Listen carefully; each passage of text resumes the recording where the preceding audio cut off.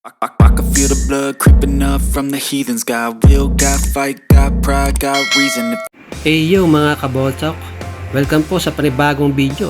At sa video ito ay pag-uusapan natin ang tungkol sa pinagmamalaki nating kababayan na si Renz Abando, na kung saan ay may mga kumakalat na balita na interesado daw ang Golden State Warriors ng NBA na kuhanin ang serbisyo ng ating kababayan na si Renz Abando. Ito ay matapos niyang makuha ang atensyon ng head coach ng Golden State Warriors na si Steve Kerr sa katatapos lamang na FIBA World Cup na ginanap dito sa Pinas, kung saan ay nagpakitang gilas nga itong si Abando, especially sa rebounding at shot blocking.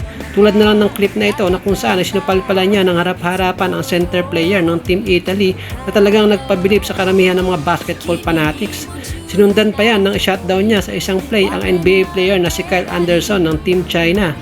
Dito nga sinupalpalan niya at nakakuha pa siya ng steal at personal foul mula kay Anderson. Ang mga ipinakitang ito ni Renz Abando ay siguradong uukit na sa kasaysayan ng basketball sa ating mga Pinoy.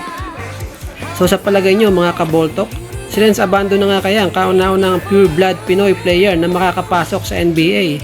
Well, para sa akin ay walang kaduda-duda na kayang makipagsabayan ng ating kababayan sa International League.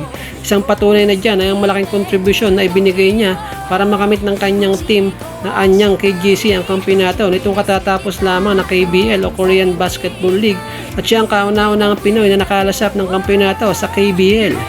So sama-sama nating abangan ang mga magiging update sa ating kababayan at sana nga ay maging posible ang lahat para kay Renz Abando.